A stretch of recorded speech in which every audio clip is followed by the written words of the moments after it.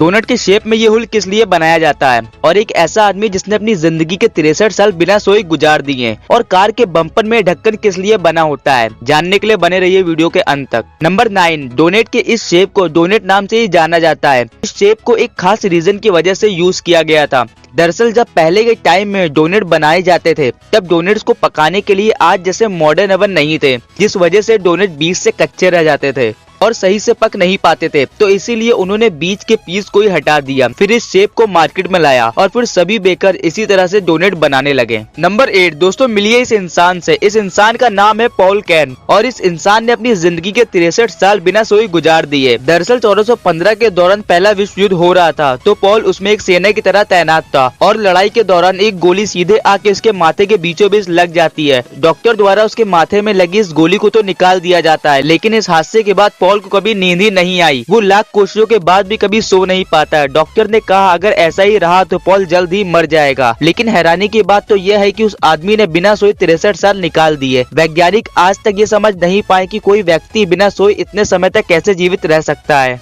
Number 7, आपको इसमें अच्छे से समझ आएगा कि गर्मियों में लोगों को लाइट रंग के कपड़े ही क्यों पहनने चाहिए। गर्मी ज्यादा होने पर डार्क कलर के कपड़े गर्मी एब्जॉर्ब करते हैं, लेकिन वही लाइट रंग के कपड़े गर्मी को रिफ्लेक्ट करते हैं और एब्जॉर्ब नहीं करते।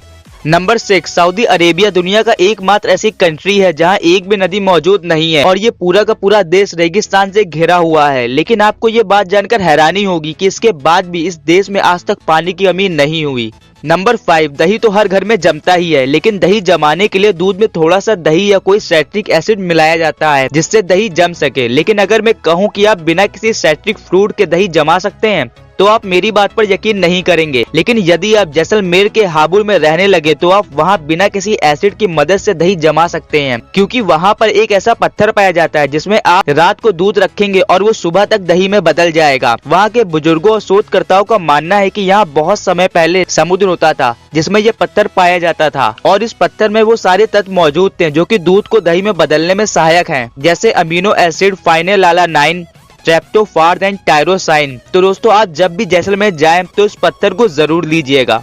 नंबर 4 दोस्तों, क्या हो अगर हम गलती से कभी फंगस लगा खाना खा ले? तो दोस्तों आपकी जानकारी के लिए बता दूं कि एक स्वस्थ इंसान की इम्यूनिटी सिस्टम इतना मजबूत होता है कि कोई फंगस उसके शरीर में जाने के बाद उसका नुकसान नहीं करती। लेकिन इस फंगस के अंदर ऐसी प्रॉपर्टी पाई जाती है जो आसपास में मौजूद बैक्टीरिया को अपनी ओर अट्रैक्ट करती है, और ऐसे में बैक्टीरिया से इन्फेक्टेड फंगस हमारे शरीर के अंदर जाती है तो वो हमारे शरीर के लिए एक बहुत बड़ी मुसीबत बन सकती है। अगर किसी व्यक्ति का इम्यून सिस्टम सही तरीके से काम कर रहा है तो वह उस फंगस में मौजूद बैक्टीरिया से लड़कर उसे जल्दी खत्म कर देगा, लेकिन इसके विपरीत अगर किसी व्यक्ति का इम्यून सिस्टम बहुत कमजोर है तो उसमें मौजूद बैक्टीरिया माइकोटॉक्सिन नाम के जहर को बनाना शुरू कर देते हैं, जिससे इंसान को वॉमिट, लूज मोशन के साथ साथ कैंसर जैसी बीमारी होने की संभावनाएं बढ़ जाती हैं और इस कंडीशन में इंसान की मौत भी हो सकती है।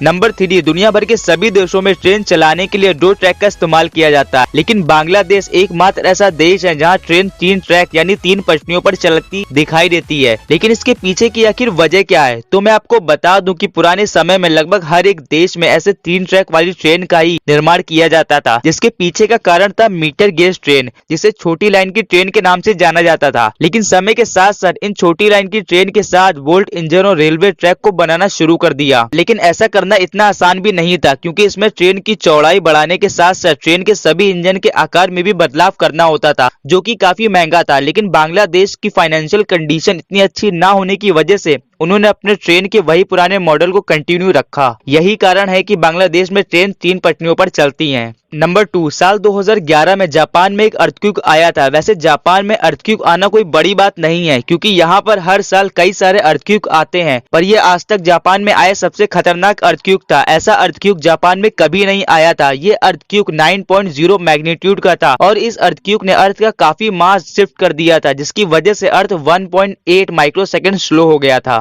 नंबर 1, आपने कई बार कार के बम्पर में ये सर्कल देखे होंगे। आखिर ये किस काम का होता है? दरअसल अगर रोड के बीचों बीच आपकी कार खराब हो जाती है तो आपकी कार को टो करना पड़ेगा, और टो करने के लिए इस सर्कल के पीछे एक नट होता है जो टोइंग मशीन के साथ अटैच होता है, और ये सर्कल केवल उसका ढक्कन होता है जिससे कार का लुक ना बिगड़े। तो दोस्तों अगर आपको वीडियो अच्छी लगी हो तो वीडियो को लाइक और शेयर करना मत भूलिएगा। मिलते हैं अगली वीडियो में। Thank you for watching.